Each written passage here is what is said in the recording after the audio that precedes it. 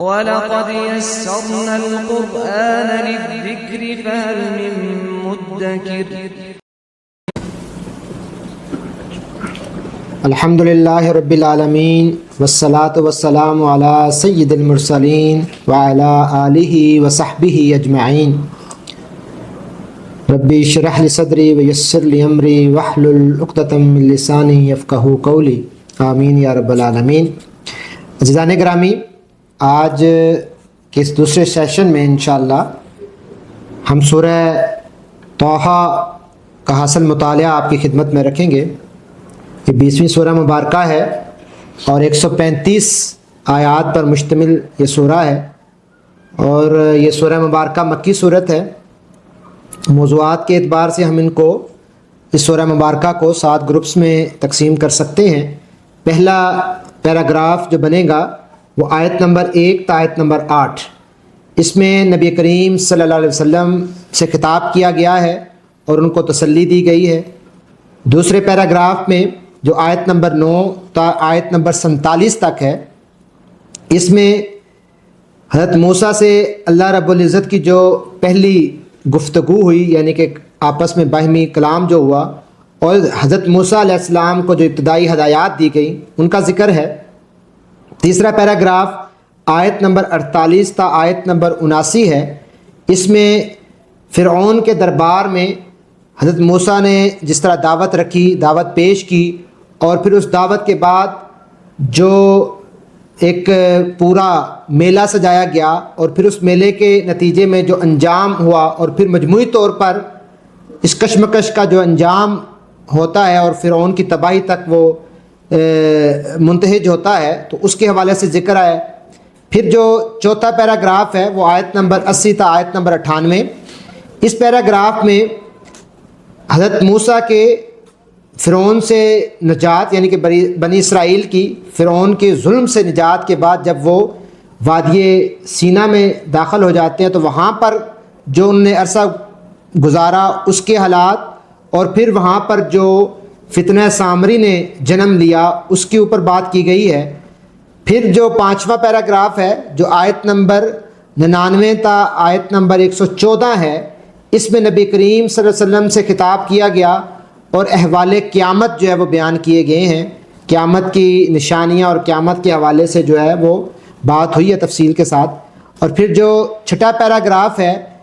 یہ آیت نمبر 115 تا آیت نمبر 129 پہ مشتمل ہے۔ اس پیراگراف میں، اس گروپ میں قصہ آدم و ابلیس اور اللہ رب العزت کا جو جزا و سزا کا قانون ہے اس کے اوپر بات کی گئی ہے۔ اور آخری جو پیراگراف ہے جو 7واں پیراگراف بنتا ہے، یہ آیت نمبر 130 تا آیت نمبر 135، 5 آیات پر مشتمل یہ گروپ ہے۔ اس میں اللہ رب العزت نے صبر کی تلقین کی، تسلی دی اور تسلی کی ہدایات بھی دیں، اور مزید جو ہے وہ رہنمائی بھی فراہم کی۔ تو اس سورہ مبارکہ کا جو مرکزی مضمون چند الفاظ میں اگر ہم بیان کرنا چاہیں تو مسلمانوں کو مخاطب کیا گیا کہ حضرت موسیٰ علیہ السلام کی زندگی کے نشیب و فراز سے سبق حاصل کرو، اور قرآن کے سائے میں ابلیس کا مقابلہ کرتے ہوئے اپنے اپنے دور کے فرعون کا مقابلہ صبر و استقامت سے کرو، جس طرح حضرت موسیٰ کی سیرت ہے، جس طرح ان کا اسوہ ہے۔ اور نبی کریم صلی اللہ علیہ وسلم کو بھی یہ تلقین کی گئی کہ جس طرح تم سے قبل حضرت موسیٰ نے استقامت و پرمردی کا مظاہرہ دکھایا، تو تمہیں اپنے اصحاب کو یہ بتانے کی ضرورت ہے کہ اسی طرح جو ہے وہ باطل قوتوں کا اور وقت کے فرعون کا جو ہے وہ مقابلہ کیا جاتا ہے۔ تو اس حوالے سے جو تفصیل ہمارے سامنے جو ہے وہ آتی ہے۔ اور پھر اس سورہ مبارکہ کی فضیلت بھی احادیث میں ہمیں ملتی ہے، اور ایک مشہور واقعہ جو ہم نے پڑھ بھی رکھا ہوگا یقیناً اور سن بھی رکھا ہوگا، وہ حضرت عمر فاروق رضی اللہ تعالیٰ عنہ کے ایمان لانے کا واقعہ ہے۔ تو وہ ایمان لانے کا واقعہ جو ہے اس کی جب تفصیلات میں ہم جاتے ہیں تو جس طرح حضرت عمر فاروق رضی اللہ تعالیٰ عنہ اپنی بہن، یعنی کہ پہلے وہ حضرت نبی کریم صلی اللہ علیہ وسلم کو نعوذ باللہ قتل کرنے کے ارادے سے نکلے تھے، تو راستے میں کسی نے ان کو کہا کہ پہلے اپنے گھر کی خبر تو لو، تمہاری بہن اور بہنوئی جو ہے وہ جو کام کر رہے ہیں وہ تو اس نبی پر ایمان لے آئے ہیں کہ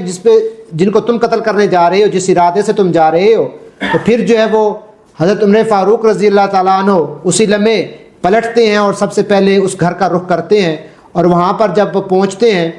تو پھر اپنے بہنوئی کو اور اپنی بہن کو جو کہ مسلمان ہو چکے تھے ان پہ وہ جو ہے وہ غصہ بھی کرتے ہیں، ان کو مارتے بھی ہیں، لیکن جب مار مار کے تھک جاتے ہیں تو پھر وہ کہتے ہیں کہ مجھے سناؤ تو صحیح کہ تم کیا پڑھ رہے تھے۔ تو وہ لمحہ تھا کہ جب ان کے دل پر جو ہے وہ اس قرآن نے دستک دی، اور قرآن کے نور سے ان کا دل جو ہے منور ہوا اور وہ صاحب ایمان ہو گئے۔ اور پھر جب ان کے سامنے جو آیات پیش کی گئی وہ قرآن مجید کا جو ہے وہ یہی حصہ تھا، یہی سورہ مبارکہ تھی۔ اس سورہ مبارکہ نے ان کے دل پر اثر کیا، تو وہ اسی لمحے جو ہے وہ انہوں نے اپنے اس کفر کو ترک کیا، اور پھر جس ارادے سے وہ جا رہے تھے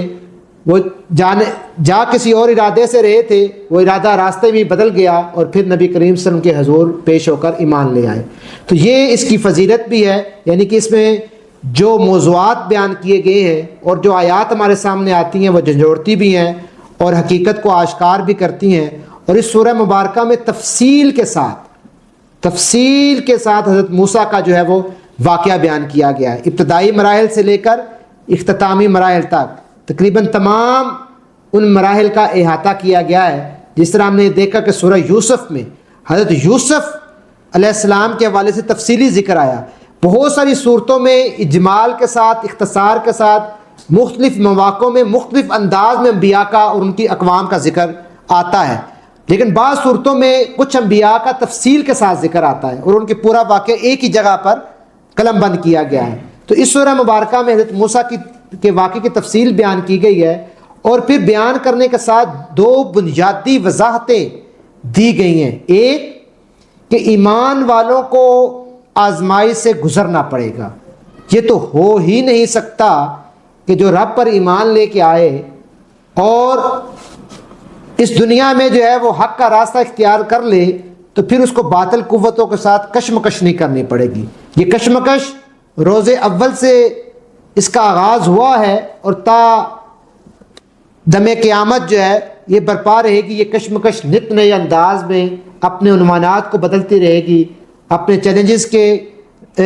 رخ تبدیل کرتی رہے گی، لیکن بہرحال یہ کشمکش جاری ہے، اجتماعی سطح پر بھی اور انفرادی سطح پر بھی۔ تو ایمان لانے والوں کو آزمائش سے گزرنا پڑے گا، یہ بنیادی ایک اس میں لب لباب بیان کیا گیا ہے، ماخذ ہے اس سورہ مبارکہ کا۔ اور دوسرا جو ہے کہ بہرحال اس کشمکش کے نتیجے میں آخری فتح جو ہے وہ ایمان لانے والوں کو ہی نصیب ہوگی، یہ ایک حقیقت ہے۔ اور وہ فتح جو ہے وہ کامیابی جو ہے اس کی کیا صورت ہوگی یہ اللہ رب العزت جانتے ہیں، ہم اپنے عمل کے مکلف ہیں۔ تو اللہ رب العزت نے سورہ مبارکہ کا آغاز ان آیات سے کیا ہے، بسم اللہ الرحمن الرحیم، طٰ ما انزلنا الیک القرآن لتشقى الا تذکرۃ لمن یخشی تنزیلا ممن خلق الارض والسماوات العلی الرحمن علی العرش استوى، کہ طٰ ہم نے یہ قرآن تم پر اس لیے نازل نہیں کیا کہ تم مصیبت میں پڑ جاؤ۔ یہ تو ایک یاد دہانی ہے، یہ تو تذکیر ہے، یہ تو توجہ ہے، یہ تو دلوں کو جھنجھوڑنے والی ایک ہے، متوجہ کرنے والی ہے۔ یہ یاد دہانی ہے ہر اس شخص کے لیے جو ڈرے، جو تقوی اختیار کرے۔ یہ ہدایت ہے ان لوگوں کے لیے جو متقین ہیں، جو ایمان بالغیب لے کر آتے ہیں، جو اللہ سے ڈرتے ہیں۔ نازل کیا گیا ہے اس ذات کی طرف سے جس نے پیدا کیا ہے زمین کو اور بلند آسمانوں کو۔ وہ رحمان کائنات کے تخت سلطنت پر جلوہ فرما ہے۔ تو اللہ رب العزت نے جو ہے وہ بڑے لطیف انداز میں یہ بیان کیا ہے کہ جو عبادات ہیں، جو اللہ کا ذکر ہے، جو اللہ کی بندگی کے جو طور طریقے ہیں، جو اللہ کا قرب حاصل کرنے کے مختلف انداز ہیں، یہ اس لیے نہیں ہیں کہ تمہیں مشقت میں ڈالا جائے، تم اپنی عبادات میں میانہ روی اختیار کرو اور متوازن انداز میں جو ہے وہ آگے معاملات کو بڑھائے، لیکن یہ تو سعادت ہے، یہ تو اللہ کی رحمت ہے، اور یہ انسان کا وہ ذوق پیدا کرتی ہے، انسان میں وہ محبت کا جو ہے وہ جذبہ پیدا کرتی ہے۔ اور اللہ رب العزت کہ حضور عاجزی اور تعظیم کے ساتھ جو ہے وہ اس کو پیش کرتی ہے، تو یہ تو ذکر ہے، یاد دہانی ہے، یہ قرب الہی کا ذریعہ ہے، یہ تمہیں مشقت میں ڈالنے کے لیے تو نہیں ہے۔ اس لیے اپنے آپ کو برڈنائز محسوس نہ کرو، یہ کوئی تم پہ کوئی اللہ رب العزت نے کوئی مشکل تھوڑی کھڑی کی ہے۔ تو اس لیے اللہ رب العزت جو ہے یہ فرما رہے ہیں کہ یہ تمہیں ہم نے مشقت میں ڈالنے کے لیے نہیں کہ بلکہ تمہارے فائدے کی، نفع کی اور تمہاری آسانی کے لیے یہ ہے،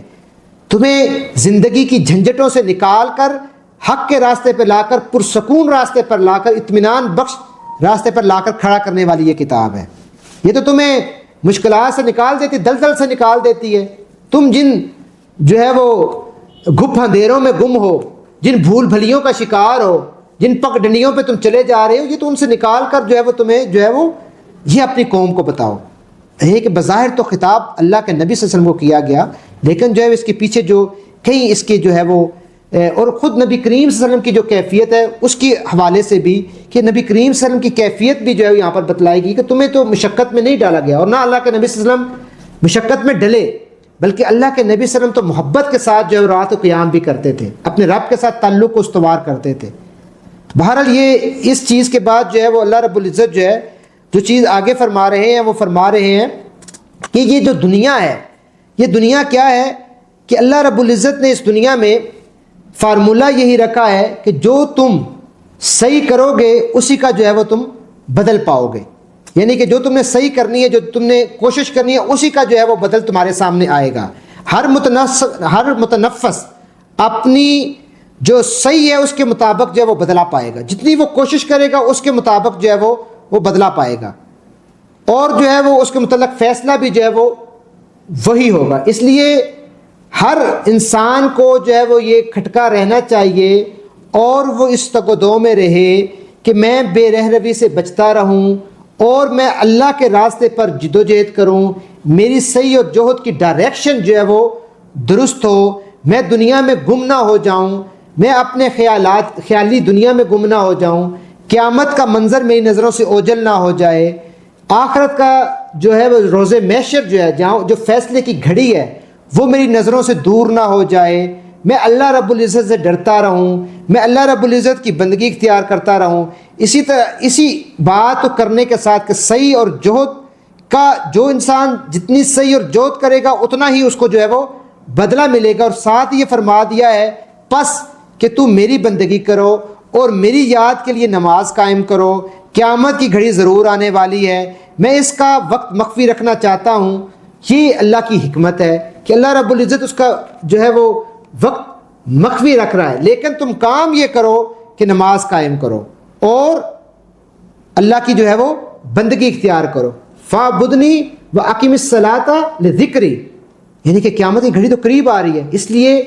وقت مہلت ہے، اس وقت مہلت سے جو ہے وہ تم فائدہ اٹھا لو اور اللہ تعالیٰ کی بندگی اختیار کر لو۔ پھر اللہ رب العزت جو ہے وہ آیت نمبر 25 تا 35 جو ہے وہ حضرت موسیٰ علیہ السلام کی جو دعا ہے، جو ہم ہر گفتگو کے آغاز میں ہر مدرس، ہر مبلغ اور ہر وہ خطیب جو اللہ کی بات کرنے لگتا ہے تو اس کے آغاز میں جو ہے وہ اسی سنت کا اعادہ کرتا ہے، اسی دعا کا اعادہ کرتا ہے کہ جو حضرت موسیٰ نے فرعون کے دربار میں جب وہ دعوت کے لیے جا رہے تھے تو ان کو اپنی کم گوئی کا احساس تھا، اور جو ہے وہ ان کو اپنی زبان کی لکنت کا بھی اندازہ تھا،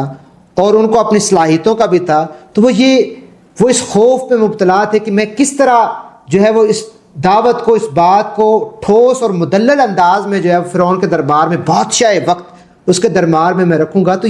پھر انہوں نے یہ دعا کی، کیا دعا کی؟ قال رب اشرح لی صدری ویسر لی امری واحلل عقدۃ من لسانی یفقہوا قولی، کہ اللہ رب العزت سے وہ دعا کر رہے ہیں، کیا دعا کر رہے ہیں کہ موسیٰ نے عرض کیا کہ پروردگار میرا سینہ کھول دے، ربی اشرح لی صدری، میرا سینہ جو ہے وہ کھول دے۔ ہم ہر درس کے آغاز میں یہ بات کرتے ہیں نا، اس لیے اس کا ترجمہ یاد رکھ لیجئے، وَيَسِّرْ لِي امری، اور میرے کام کو آسان کر دے، وَيَسِّرْ لِي یسر، ٹھیک؟ تو یسر اور اسر مشکل کہتے ہیں، یسر آسانی کہتے ہیں، تو یسر وَيَسِّرْ لِي امری، کہ میرے امر کو، میرے کام کو آسان کر دے، وَاحْلُلْ عُقْدَةً مِّن لِّسَانِي،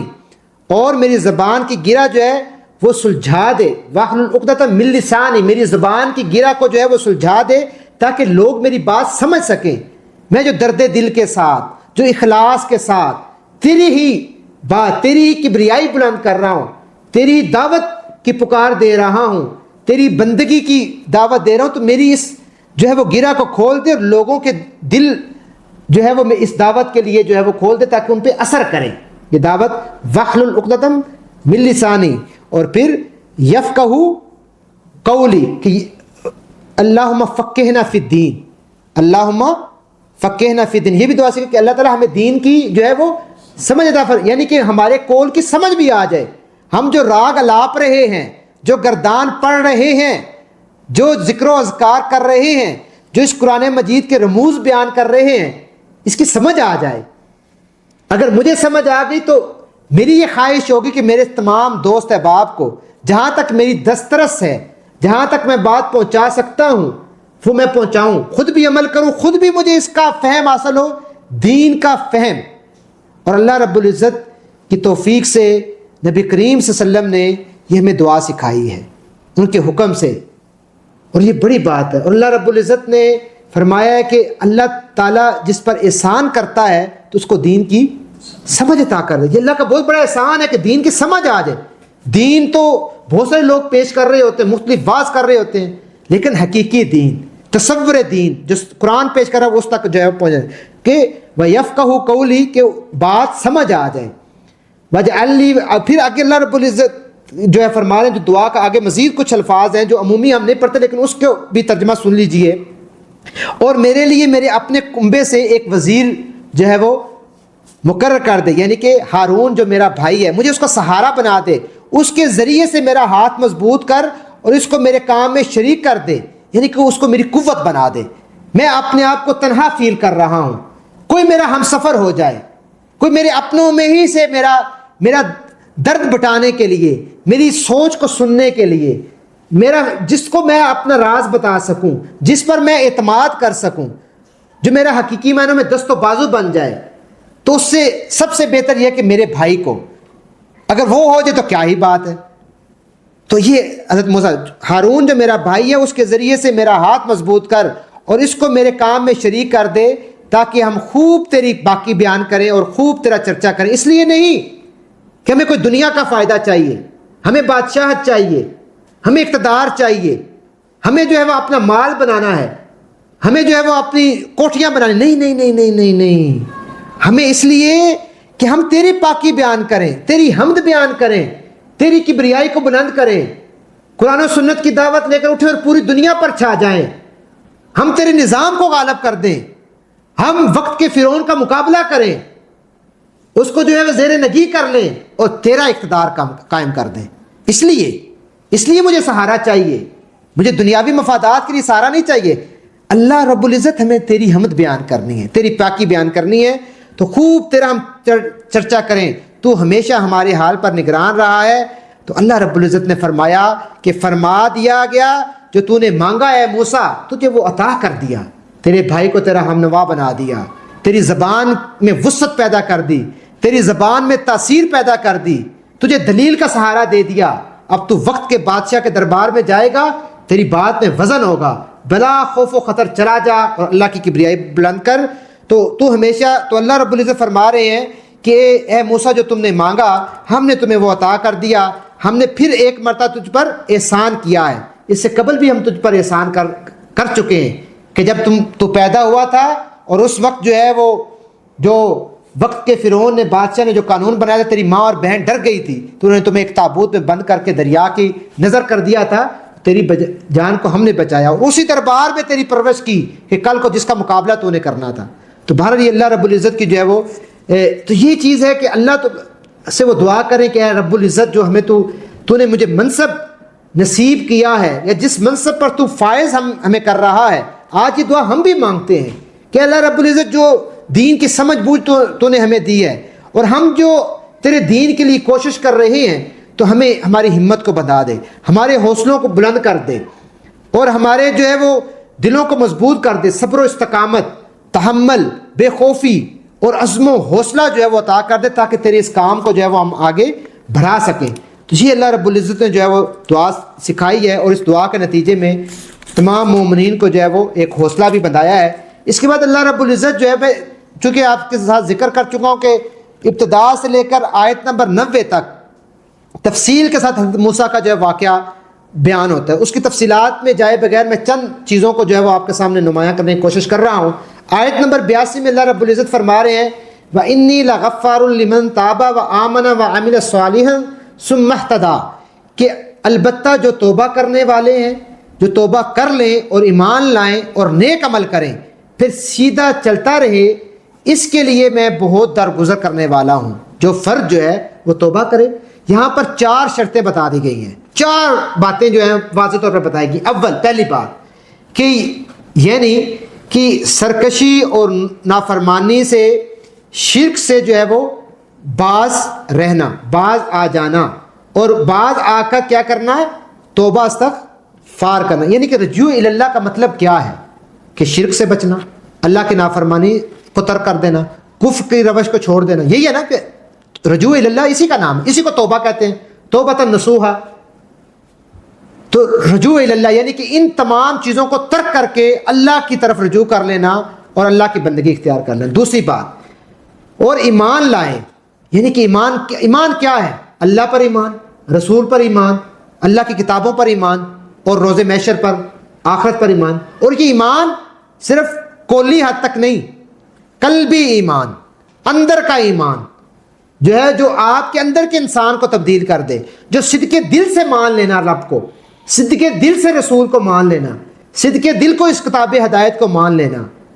صدقے دل سے آخرت کے عقیدے پر یقین لے آنا۔ تو یہ ایمان مطلب ہے۔ اور اس کے بعد تیسری چیز عمل صالح، نیک عمل، کہ یہ جو عمل صالح کیا ہیں؟ اللہ اور اس کے رسول صلی اللہ علیہ وسلم کی ہدایت کے مطابق اور ان کے قوانین کے مطابق، ان کے احکامات کے مطابق جو ہے وہ زندگی کے تمام دائروں کو منظم کرنا اور اس کے تابع ہو کر زندگی گزارنا، یہی عمل صالح ہے۔ ٹھیک، تمام کام کرتے چلے جائیے، اس زندگی سے لطف اندوز ہو جائیے، کھیلیے کودیے، جو ہے وہ کاروبار کیجئے، لیکن شرط یہ ہے کہ اللہ کے قانون کے تابع رہ کر ہر کام کیجئے۔ یہ زندگی تمہارے لیے ہی ہے، دنیا حسنہ، لیکن دنیا حسنہ جو اللہ کے قانون کے تحت ہو، اللہ کے احکامات کی روشنی میں گزر رہی ہو، وہ زندگی ہمیں مطلوب ہے۔ تو اس لیے عمل صالح، نیک، اس دائرے کا، ان حدود کو کراس نہ کیجیے، اس دائرے میں، سرکل میں رہ کر جو ہے وہ تمام وہ کام کیجیے۔ پھر چوتھی بات کہ یعنی راہ راست پر جو ہے وہ ثابت قدمی، کہ اب تو نے مجھے توبہ کی بھی توفیق دے دی، میں ایمان بھی لے آیا، ایمان لانے کے بعد میں اپنی حد المقدور کوشش بھی کر رہا ہوں کہ نیک عمل کروں، 3 کام میں نے کر لیے، اب مجھے ضرورت کس چیز کی؟ استقامت۔ میرے دائیں، میرے بائیں، آگے پیچھے، ہر طرف تو شیطان ہی شیطان ہے، شیطانی چالیں نظر آتی ہیں، معاشرہ برائیوں کا شکار ہے، ہر طرف سے حملہ آ رہا ہے، وسوسے ڈالے جا رہے ہیں، ذہن کو منتشر کیا جا رہا ہے، نت نئے خیالات جو ہیں وہ آ رہے ہیں، میڈیا پہ کچھ اور چیز دکھائی دے رہی ہے۔ تو یہ کیا کروں میں؟ ہو سکتا ہے میں بہک جاؤں، ہو سکتا ہے میں شیطان کے اس بہکاوے میں آ کے راہ راست کو چھوڑ دوں۔ اس لیے مجھے استقامت کی دعا، کہ اس پہ سیدھا راستے پہ چلتے رہنا، اس ڈائریکشن کو، اس سمت کو چھوڑنا مت۔ یہ چیز ہے کہ یہ جو ہے وہ کام جو ہے وہ، یہ اللہ تبارک و تعالیٰ میں، یہ ان لوگوں کا ہے کہ جو پھر نیک لوگ ہیں، اور ان سے پھر ان کے عمل سے اللہ رب العزت جو ہے وہ درگزر فرماتا ہے۔ ان کی جو چھوٹی موٹی غلطیاں ہو جاتی ہیں تو اللہ تعالیٰ ان سے صرف نظر فرماتا ہے۔ اس پورے ذکر کے بعد پھر آیت نمبر 24 میں سے جو ہے وہ قصہ آدم و ابلیس، اس کا ذکر ہوتا ہے اختصار کے ساتھ، کہ کس طرح جو ہے وہ اس نے بہکایا، کیونکہ اس سے پہلے یہ بات آ گئی نا کہ صراط مستقیم پر چلتے رہنا۔ تو دیکھیں نا، حضرت آدم کو بہکا دیا نا شیطان نے، اپنی چال میں لے لیا، ٹھیک ہے۔ تو یہ اللہ سے طرح سے دعا کرتی، کس طرح شیطان جو ہے وہ آیا، اس نے جو ہے وہ حملہ کیا اور ہدایت کے راستے سے جو ہٹا دیا۔ اس لیے فرمایا جا رہا ہے کہ تم دونوں، یعنی کہ یہ دونوں فریق جو انسان اور شیطان ہے، یہاں سر جب یہ پورا واقعہ ہو گیا، پھر فیصلہ اللہ رب العزت نے یہ کیا کہ زمین پر اتار دیا، کہ یہ دونوں فریقوں کو میں نے زمین پر اتار دیا، یہاں سے اتر جاؤ، تم ایک دوسرے کے دشمن رہو گے۔ حقیقتاً اصلاً تم دونوں ایک دوسرے کے دشمن ہو، اب اگر میری طرف سے تمہیں کوئی ہدایت پہنچے تو جو کوئی میری اس ہدایت کی پیروی کرے گا وہ نہ بھٹکے گا اور نہ بدبختی میں مبتلا ہوگا، لیکن جو اس ہدایت کے راستے کو ترک کر دے گا وہ پھر جو ہے وہ شیطان کے بہکاوے میں آ جائے گا، اور شیطان کے لیے بڑا آسان ہوگا کہ اس کو اپنی اس میں لپیٹ میں لے لے۔ اس لیے یہ دعا کرتے رہو کہ شیطان کے جو ہے وہ بہکاوے میں انسان جو ہے وہ نہ آئے، اور جو شیطان کے بہکاوے میں آ گیا پھر اس کے لیے جو ہے بڑی تباہی ہے، اس کے لیے بدبختی ہے، اور جو اس کی ہدایت کی پیروی کرے گا تو وہ اللہ رب العزت کی توفیق سے بھٹکے گا نہیں۔ اس آیت کے فوری بعد جو آیت مبارکہ آ رہی ہے، اللہ اکبر، اس کو سنیے۔ وَمَنْ أَعْرَضَ عَنْ ذِكْرِي فَإِنَّ لَهُ مَعِيشَةً ضَنْكًا وَنَحْشُرُهُ يَوْمَ الْقِيَامَةِ أَعْمَىٰ، کہ اور اللہ رب العزت فرما رہے ہیں کہ اور سنیے جی، اور جو میرے ذکر درس نصیحت سے منہ موڑے گا اس کے لیے دنیا میں تنگ زندگی ہوگی، اور قیامت کے روز ہم اسے اندھا اٹھائیں گے۔ وہ کہے گا کہ پروردگار، دنیا میں تو میں آنکھوں والا تھا، یہاں مجھے تو نے اندھا کیوں اٹھایا ہے؟ اللہ رب العزت فرمائے گا کہ ہاں اسی طرح تو ہماری آیات کو جب کہ وہ تیرے پاس آئی تھیں تو نے بھلا دیا تھا، اسی طرح آج تو ہم تجھے بھلا رہے ہیں۔ اسی طرح ہم حد سے گزرنے والے اور اپنے رب کی آیات نہ ماننے والوں کو دنیا میں بدلہ دیتے ہیں، اور آخرت کا عذاب زیادہ سخت اور زیادہ جو ہے وہ دیر پا ہے۔ تو اللہ رب العزت جو ہے یہاں پر دنیا کی تنگی کی بات کر رہے ہیں۔ یہاں پر یہ نقطہ سمجھ لیجئے کہ دنیا کی تنگی سے کیا مراد ہے؟ کیا اللہ تعالیٰ رزق محدود کر دے گا؟ کیا رزق کے دروازے بند کر دے گا؟ نہیں نہیں، وہ جو اللہ تبارک و تعالیٰ نے، چاہے وہ کافر ہے یا مومن ہے، جو اس کے مقدر میں لکھا ہے رزق وسائل وہ اسے ملیں گے۔ دنیا کی تنگی سے یہ مراد نہیں ہے۔ دنیا کی تنگی سے یہاں یہ مراد ہے کہ اس کو بے چینی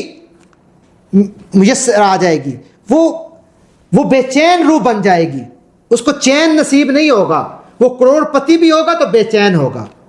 وہ اقتدار پر بھی ہوگا تو بے چین ہوگا، بے اطمینان ہوگا۔ اس کو اس بے چینی سے، بے اطمینانی سے جو ہے وہ نجات نہیں پائے گی، بے سکون رہے گا۔ وہ دنیا میں ہزاروں کامیابیاں لے لے، تدبیریں اختیار کر لے، لیکن اپنے ارد گرد اپنے ضمیر کو مطمئن نہیں کر پائے گا، بے چین روح کی طرح جو ہے وہ رہے گا، امن و سکون اس کی زندگی میں نہیں آئے گا۔ تو یہ امن و اطمینان اور سچی مسرت جو ہے اس کو میسر نہیں آئے گی۔ یہ آج ہم دیکھتے ہیں بہت سارے لوگ ہیں، مالدار ہیں، تو ان کی رات کو سونے کے لیے وہ انجیکشن اور دوائیاں لے کے سوتے ہیں، ان کی نیندیں اڑ چکی ہیں۔ یہ اللہ سے تو دل کا سکون ہے نا، یہ بہت بڑی نعمت ہے، یقین جانیے یہ اللہ کی یاد میں ہی ہے۔ اللہ تعالیٰ فرما رہے کہ میری یاد میں جو سکون ہے۔ اور جب یہ زندگی کا تعلق اور جو رابطہ اللہ رب العزت سے ٹوٹ جاتا ہے تو نہ اللہ کی رحمت آتی ہے، وہ تنگ بھی ہو جاتا ہے، اور ظاہراً وسعت کے باوجود اس پہ ہر چیز جو ہے وہ تنگ ہو جاتی ہے، کیونکہ اللہ تعالیٰ کے ساتھ اس کا رابطہ کٹ گیا ہے، اللہ کی رحمت کے میدان سے وہ دور ہو گیا ہے۔ اب اس کو کوئی راہ نہیں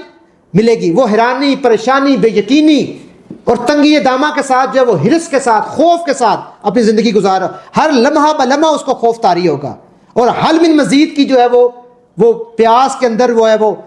تڑپا جا رہا ہوگا، اس کو سکون نہیں ملے گا، اطمینان نہیں ملے گا۔ اس لیے سکون اور اطمینان جو ہے وہ اس کی جو واحد حل یہ ہے کہ اللہ کی رسی کو مضبوطی سے تھام لیجئے، اللہ کے ساتھ جو ہے وہ تعلق کو مضبوط کر دیجئے، تو آپ کو ایک مضبوط ایمان اور وہ نصیب ہوگا، اور مضبوط ایمان کے نتیجے میں آپ کو جو یہ دنیا کی وسعتیں جو ہیں، اگر آپ تنگی دامہ کا بھی شکار ہیں تب بھی وہ آپ کو وسیع نظر آئیں گی، کیونکہ آپ کی زندگی جو ہے وہ پرسکون ہو جائے گی، اور آپ ہر قسم کی جو ہے مصیبت کو جو ہے وہ آپ کو اپنے لیے خیر ہی سمجھیں گے۔ تو اس لیے اللہ رب العزت سے دعا ہے کہ اللہ تعالی ہم سب کو جو ہے وہ توفیق عطا فرمائے، اور اس سورہ مبارکہ کے اختتام پر جو ہے وہ اللہ تعالیٰ جو ہے وہ ان الفاظ کے ساتھ بیان فرما رہے ہیں، یہ فرما رہے ہیں کہ وہ کہتے ہیں کہ یہ شخص اپنے رب کی طرف سے کوئی نشانی، معجزہ کیوں نہیں لاتا، اور کیا ان کے پاس اگلے صحیفوں کی تمام تعلیمات کا بیان واضح نہیں آیا؟ اگر ہم اس کے آنے سے پہلے ان کو کسی عذاب سے ہلاک کر دیتے تو پھر یہی لوگ کہتے کہ اے ہمارے پروردگار، تو نے ہمارے پاس کوئی رسول کیوں نہ بھیجا کہ ذلیل و رسوا ہونے سے پہلے ہی ہم تیری آیات کی پیروی کرتے۔ اے نبی صلی اللہ علیہ وآلہ وسلم ان سے کہو ہر ایک انجام کار کے انتظار میں ہے، پس اب منتظر رہو، ان قریب تمہیں معلوم ہو جائے گا کون سیدھا ہے اور کون ہدایت یافتہ ہے۔ ہدایت یافتہ جو ہیں وہ وہی جو نماز سے کام لیتے ہیں، صبر کا کام کرتے ہیں اور ان رزق حلال کے لیے کوشش کرتے ہیں۔ اللہ تعالیٰ ہم سب کو جو ہے وہ عمل کی توفیق عطا فرمائے۔ وآخر دعوانا الحمدللہ رب العالمین۔